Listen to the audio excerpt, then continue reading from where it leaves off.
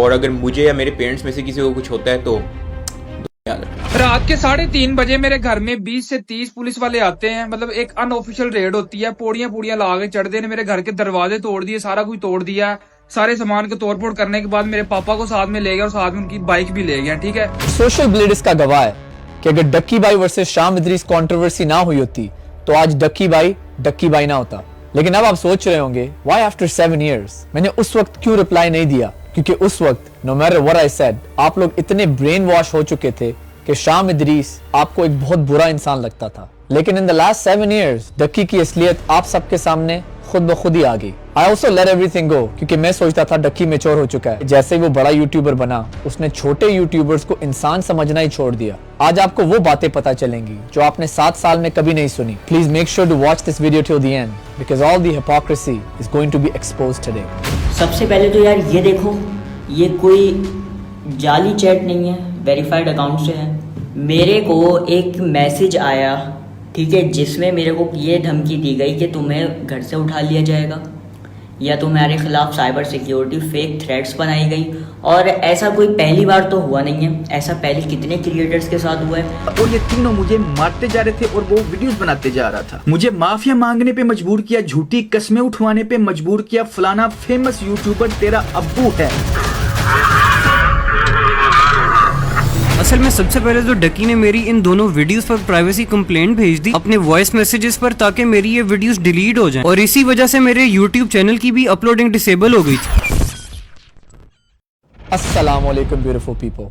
आज की वीडियो कोई क्लैरिफिकेशन वीडियो नहीं है, this is a wake up call. ये एक प्रूफ और फैक्ट बेस्ड वीडियो होगी ताकि आप समझ सकें कि 7 साल पहले कैसे आपको एक कंट्रोवर्सी में बेवकूफ बनाया गया था और पिछले 7 साल में असलियत में क्या क्या होता रहा है। इन 2017 ये सब तब शुरू हुआ जब डक्की ने मेरे ऊपर एक रोस्टिंग वीडियो बनाई।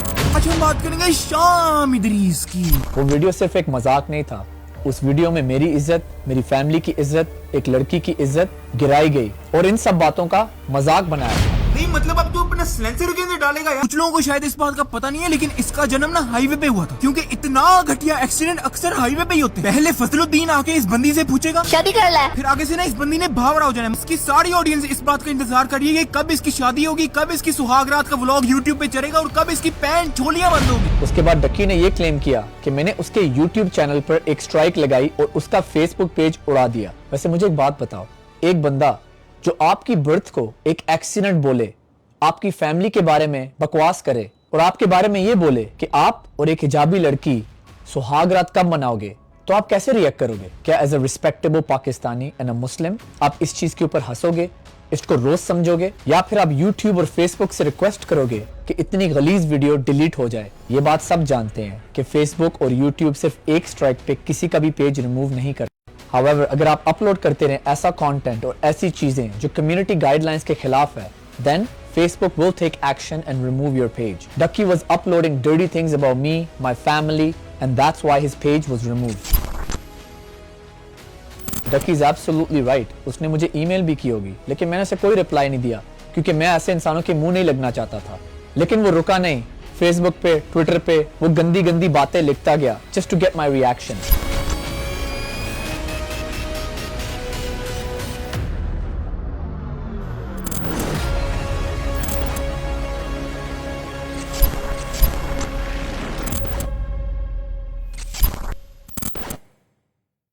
ये मेरी इस स्कैम इबलीस पे आखिरी वीडियो है। कोई भी बंदा जो अपनी तरफ से कॉन्फिडेंट होता है ना कि उसने कुछ गलत नहीं किया, वो ना तो कमेंट बैन करता है ना तो कमेंट डिलीट करता है।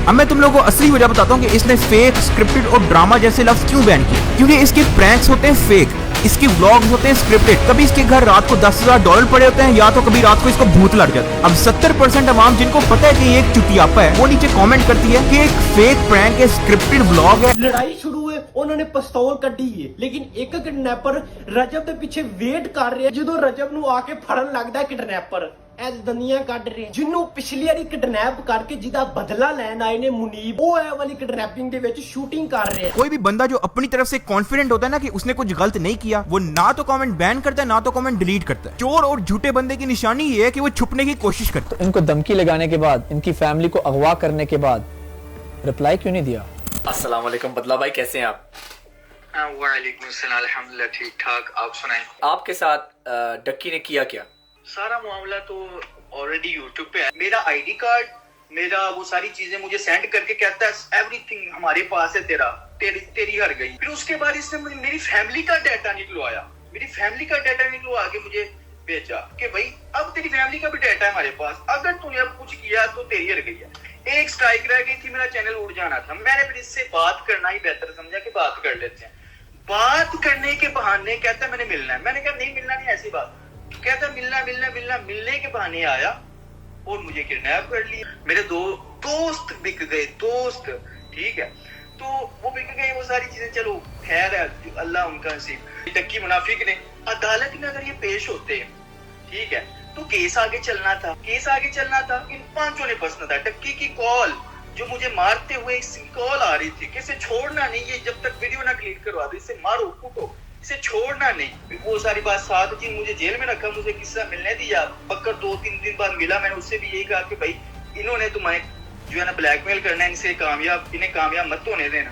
इसने उल्टा फिर मेरी अम्मी और मेरी वाइफ के, इतना मुनाफिक है कि मेरी अम्मी और मेरी वाइफ के साइन अंगूठे करवाए कि भाई अगर ये सोचे भी ना कि मैं इसके खिलाफ वीडियो बनाऊंगा। कंट्री भी छोड़नी पड़ी, पाकिस्तान। हाँ, तो फिर उसी वक्त आज से 1.5 साल पहले मई जून जुलाई की बात है, तब भी मैंने प्लान बना लिया कि अब मैं कैसे बोलूं। मैंने मरी में, मेरे पास सबूत है सारे, मैंने मरी में लोगों से राब्ता किया कि मैं चलो मरी चला जाता हूँ या मैं किसी दूसरे सूबे में चला जाता हूँ, छुप जाता हूँ लोग। लेकिन फिर मैंने सोचा पाकिस्तान में जहाँ भी रहूँ मिल तो मैंने जाना। ठीक है, चलो अब मुझे सिचुएशन तो समझ आ गई है। तो यार सॉरी टू हियर कि आपके साथ जो सारी नाइंसाफी हुई है, कोई आपके साथ खड़े अपनी कंट्री को छोड़ के ऐसे चले जाना किसी और की वजह से। वही ना, मैं लड़ा हूँ, मैं थक गया हूँ लड़ के, मेरे साथ कोई बंदा नहीं खड़ा। ये मैडम फ्रॉगी, इसको मैंने हार्डली अपनी वीडियो में मुंह लगाया उन्हें, लेकिन फिर भी इसको पता नहीं इन्वॉल्व होने का इतना शौक है। इस फ्रॉगी ने अपनी औकात दिखाते हुए ट्वीट किया जिसमें ये हैशटैग डालती है #small YouTube army #Pakistanis और आगे बीमार शक्ल वाली इमोजी डालती है जिसके मुंह में थर्मामीटर है। हेलो अस्सलाम वालेकुम। वालेकुम अस्सलाम। मैंने आपको बताया था कि 7 years ago जो कुछ हुआ, मैं उस पर एक वीडियो बना रहा हूँ। So I have some questions for you, are you ready? I didn't think कि अब मैं इस बारे में बात करूंगी, लेकिन कोई बात नहीं है, I don't mind. So the first question is, Ducky claims in your tweet you didn't mean Ducky as a tiny YouTuber, but you meant all the Pakistanis are tiny and they live in their tiny huts. First of all मैंने पाकिस्तानियों को कभी tiny नहीं बोला, क्योंकि ये उस time हमारा नाम यूज करके हमें डीफेम करके व्यूज और फेम गेन करना चाह रहा था। इसको मैंने टाइनी बोला था क्योंकि इसकी बातें ही ऐसी थी। मैंने किसी यूट्यूबर दूसरे का नाम भी नहीं लिया, मैंने तो इसको बोल दिया ना कि ये हट में रहता है, और ये इतना ऑफेंड हो गया कि इसने मेरे वर्ड्स को मैनिपुलेट किया। लेकिन जो इसने मुझे बातें की थी, किसी ने उस टाइम ये नहीं सोचा था कि ये क्या मुझे बोल रहा है। और मैंने उसका जवाब तो सिर्फ ये दिया ना कि एक 20 साल का लड़का है जो टाइनी यूट्यूबर है। की बात टाइनी हट्स की, आई फील लाइक उस वक्त मेरी कोई बात सुनने को तैयार भी नहीं था। But you have to understand what a hut means. Hut is actually very beautiful. It's just a small place where you live. It just means it's a smaller place. तो जहाँ से ये वीडियोस बना के हमारे बारे में गंदी गंदी बातें बोलता था, वो एक जगह छोटी सी थी। ये खुद छोटा था। मैं अभी भी बोलूंगी he is a tiny YouTuber and he was a tiny YouTuber. इसकी जो सोच है ना, वो बहुत छोटी सी सोच है। My second question is, जो उसने बोला respect हिजाब, आप डिस्ट्रैक्ट करती हो हिजाब पहन के। मैंने आज तक सोशल मीडिया पे ये नहीं बोला कि मैं फरिश्ता हूँ, ठीक है। मुझसे गलतियां हुई हैं क्योंकि उस वक्त it was very hard for me to wear the hijab. आप जानते होंगे कि आजकल के दौर में कितने लोगों ने हिजाब पहना है और कितने लोगों ने हिजाब उतार दिया। मैं एटलीस्ट कोशिश करी थी अपनी साइड से। अब देखो, मुझे 10 साल हो गए मैंने हिजाब पहना हुआ है, अल्लाह का शुक्र है। मैं चाहती हूँ मेरे बच्चे भी हिजाब करें। And now obviously You learn from your mistakes. Going forward, मुझे पता है कि मुझे क्या नहीं करना, क्या करना है। आप सीखते हो अपनी गलतियों से। I think as Pakistanis we should not support कि अगर आप हिजाब ना पहनो सब कुछ देख लो, सब कुछ कर लो, लेकिन जो हिजाब पहन रही है, कोशिश कर रही है, उसको भी बोलो कि भाई उतार के करो वरना ना पहनो। तो अगर आप हिजाब के ऊपर उंगलियां उठा रहे हो ना, पहले आप अपने गिरबान में झांक के देखो कि आप किस तरह का इस्लाम फॉलो करते हो, आप किस तरह की गंदी गंदी माँ बहन की गालियां देते हो। कि जो अटैक हुआ तुम पे मीट एंड ग्रीट, और फिर बाद में बोला गया कि वो सिर्फ एक थप्पड़ था, मुक्का नहीं था या कुछ भी नहीं था। वो जो मैंने वीडियो बनाई थी ना, हमारे आसपास जितने भी लोग थे, जैसे फेलो यूट्यूबर्स थे, कुछ फैमिली मेंबर्स थे, मैंने वो वीडियो हरगिज नहीं बनानी थी, ठीक है। वीडियो बनानी पड़ी just to explain my side of the story. मैंने सोचा कि शायद maybe if I tell people कि ये बहुत अब एक्सट्रीम लेवल तक जा चुका है, may be people will understand कि this is gone to a very extreme level, ठीक है। लेकिन जो वो वीडियो बन गई थी, लोगों ने बोला मेकअप लगा दिया तुमने, तुम्हें पंच नहीं मारा, थप्पड़ मारा था। हेटर्स बनाए गए ना हमारे खिलाफ, उनको इतना ब्रेन वॉश किया गया है, उनके दिमाग में एक औरत को थप्पड़ पड़ जाए वो ठीक है, लेकिन मुक्का पड़ जाए और वो मुक्का बोल रही है तो शी इज अ लायर। माफी अल्लाह से आप मांग सकते हो, लेकिन मैं इंसान हूँ, मैं उन लोगों को माफ नहीं करूंगी जिन्होंने मेरे अटैक होने पर कैश इन किया, वीडियोस में एड्स डाल के, व्यूज डाल के घर लेके गए। That's absolutely not okay. One thing I want to say is I salute Shamir Abbas Shah because he's always been there through our hard times, even our good times. आपको फिर ऐसे पता चलता है कि दोस्ती कैसे होती है। मेरे लिए सबसे दुख और हॉट टाइम पता है क्या था? जब कराची की एक मीट एंड ग्रीट पे किसी इंसान ने फ्रॉगी को उल्टे हाथ का मुक्का या थप्पड़ मारा, और ये बात मैंने जब पब्लिक में प्रूव करने की कोशिश की तो इसके और इसके दोस्तों ने ये बोला कि शाम झूठा है, क्योंकि शाम कहता है कि मेरी बीवी को एक मुक्का पड़ा, लेकिन वो मुक्का नहीं, एक थप्पड़ था। शायद उस वक्त आप लोग थोड़े यंग थे और इमेच्योर थे। अब आप मुझे एक बात बताओ, अगर आपकी बीवी आपके साथ कहीं बाहर पब्लिक में है और कोई इंसान उसको एक थप्पड़ या मुक्का मारता है, इज इट ओके? अगर उसने मुक्का नहीं मारा, सिर्फ एक थप्पड़ मारा है,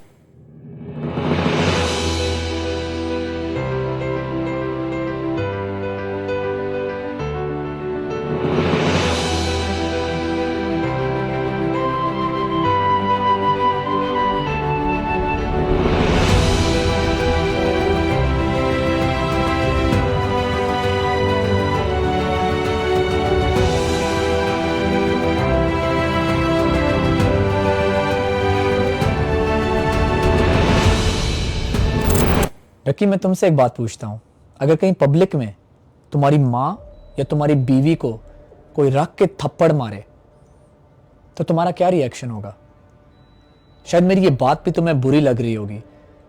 guess what, I went through that emotional experience. मेरी बीवी को थप्पड़ मारा गया था।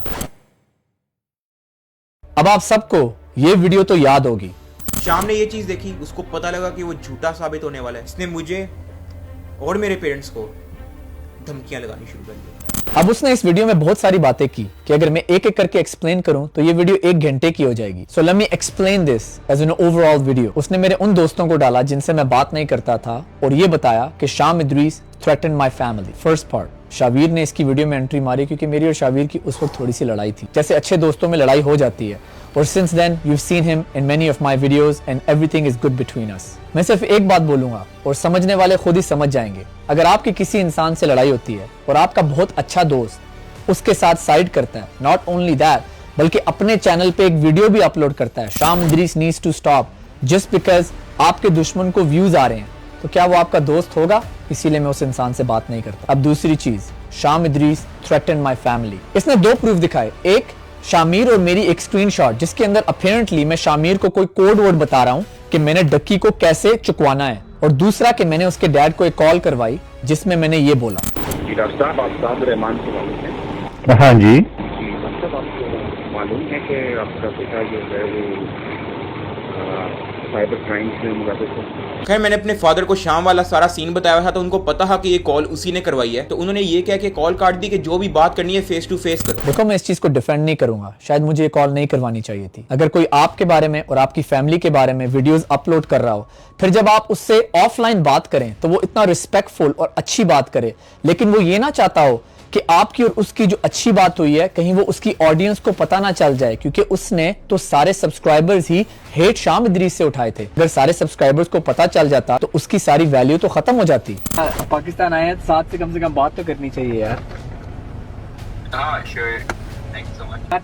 हम दोनों का ईगो था, जो कुछ भी था, मिसअंडरस्टैंडिंग थी, जो कुछ भी था वो it's in the past, you know, move on and everybody should be friends.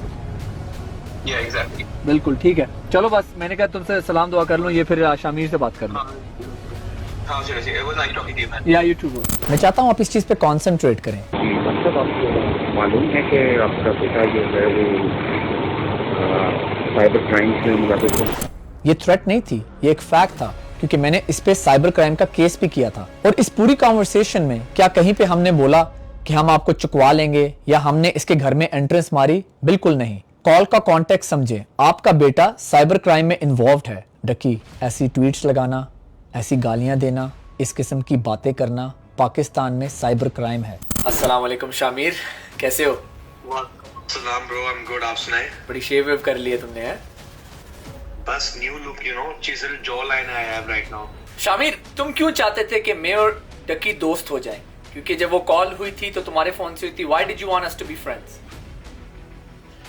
Because when I met you, you were a nice guy, ठीक है? We had good relationship, ठीक है? सारा कुछ मुझे पॉजिटिव लगा आपकी साइड से। मुझे आपका कंटेंट जो था वो मुझे पॉजिटिव लगा कि यार लाइक फैमिली व्लॉग्स है, लेकिन फैमिली वाले व्लॉग्स है। ये नहीं कि फैमिली व्लॉग करके बेहयाई गंदगी फैलाने वाला साहब है।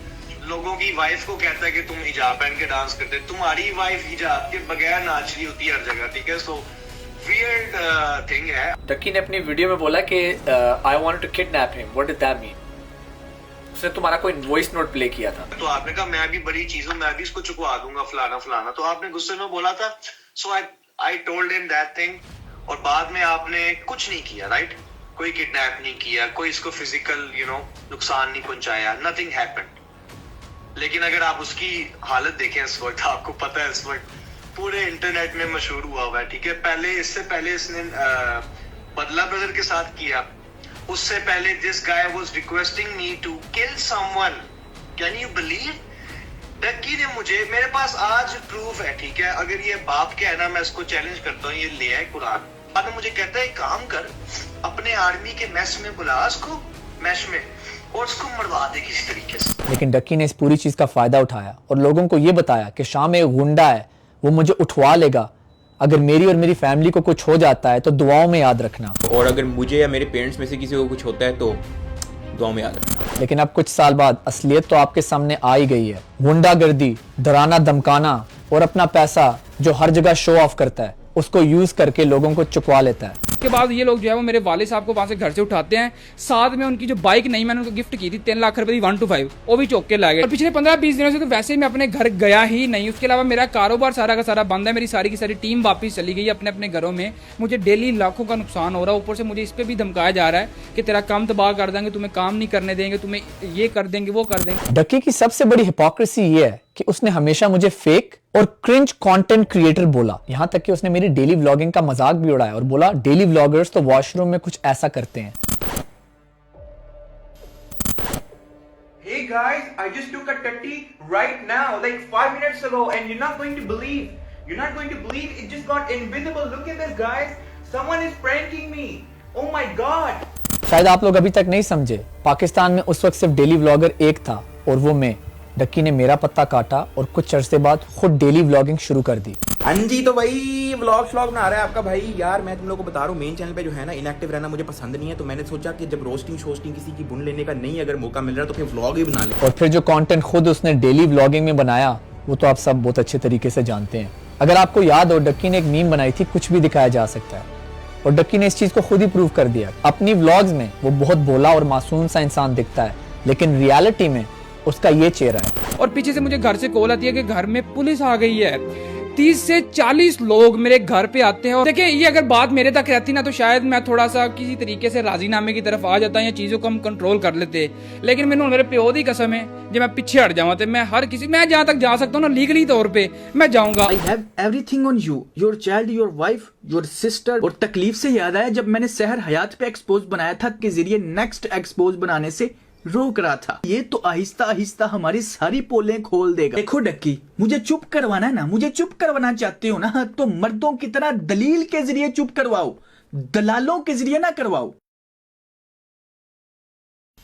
Teaching a skill online is not wrong, लेकिन फ्रॉड नहीं करना चाहिए। डकी से 1 महीना पहले मैंने भी एक प्रोग्राम लॉन्च किया है जिसका नाम है millionaireiNfluencer.com, जहां पर मैं लोगों को सिखाता हूं how to become a YouTuber, how to get over hate, things जो मैंने लर्न किए हैं इन द लास्ट 12 ईयर्स। लेकिन डकी, अगर तुम एक प्रोग्राम लॉन्च करो और फिर अपने पार्टनर्स के साथ डिस्कस करो, वो पार्टनर्स जो चाहते हैं कि लोगों को फुद्दू बना के उनसे पैसे निकलवाएं, दैट्स द रॉन्ग मेंटालिटी। शायद तुम्हारा प्रोग्राम भी अच्छा हो, शायद तुम लोगों को एक अच्छी चीज सिखा रहे हो, लेकिन इश्यू इज तुम और तुम्हारे पार्टनर्स की नीयत ही खराब है। आई होप कि अब आपको ये समझ तो आ गई होगी कि 7 साल पहले जिस इंसान को आप मासूम समझते थे वो असल में कितना बड़ा क्रूक है। उसने सारे पाकिस्तानी भाइयों और बहनों को कितना बेवकूफ बनाया, मुझे फेक और क्रिंज कहा, मुझे गालियां दी, बोला शाम इदरीस दल्ला है, स्कैम इबलीस। मेरे डैड का नाम है Idris, which is also a profit name. आप 1 मिनट के लिए सोचो कि मेरे डैड को कैसी फीलिंग आई होगी जब उनके नाम को इबलीस कहा गया। ये वो चीज़ें हैं जो शायद आप लोग कभी समझ भी नहीं सकते। मेरी पूरी फैमिली को इतनी हेट मिली, मेरी वाइफ को अटैक किया गया। जिस कंटेंट को वो क्रिंज कहता था, जिस कंटेंट का वो मजाक उड़ाता था, आज उससे 10 गुना बुरा कंटेंट वो खुद बनाता है। चलो, मुझे तो वो बाहर का समझता था, एक कनेडियन पाकिस्तानी, लेकिन ये देखो कि वो अपने पाकिस्तानी यूट्यूबर्स के साथ करता क्या है। मैंने 7 साल पहले सब्र करके सब कुछ अल्लाह पे छोड़ दिया, यहाँ तक कि इससे सलाम दुआ भी शुरू कर दी। And over the years I have always been nice to him. डकी, तुमने क्लेम किया कि मैं पाकिस्तान आया अपनी रेपुटेशन बचाने, पैसे कमाने। तुम ये सोच सकते हो कि शायद YouTube पे मुझे उतने व्यूज नहीं आते जितने कभी आते थे, लेकिन अल्लाह ने मुझे लास्ट 7 इयर्स में जिंदगी में बहुत सक्सेस दी, बहुत रिस्क दिया in my other businesses and on social media in general. लेकिन अल्हम्दुलिल्लाह आज भी मैं बहुत खुश हूँ क्योंकि मैंने कभी किसी का हक नहीं मारा। #डकी अपोलोजाइज को वायरल करो। मुझे डकी से कोई अपोलॉजी नहीं चाहिए, लेकिन ये सारे पाकिस्तानी यूट्यूबर्स जिनके साथ ये इतनी बुराइयां कर रहा है, इन सबको अपोलॉजी करना बनता है। एंड टू यू डकी, अभी भी वक्त है, आंखें खोलो, अपोलोजाइज करो। अगर इनमें से भी किसी और ने सब्र कर लिया, so this time you will be finished. जो सताता है चुप हो जाओ, जो सताता है चुप हो जाओ। अल्लाह की कसम, आप ऐसी ताकत बनोगे कि पहाड़ भी रास्ता देंगे। सब्र इंसान की सबसे बड़ी ताकत, सब्र इंसान की सबसे बड़ी ताकत है, सब्र इंसान की सबसे बड़ी ताकत।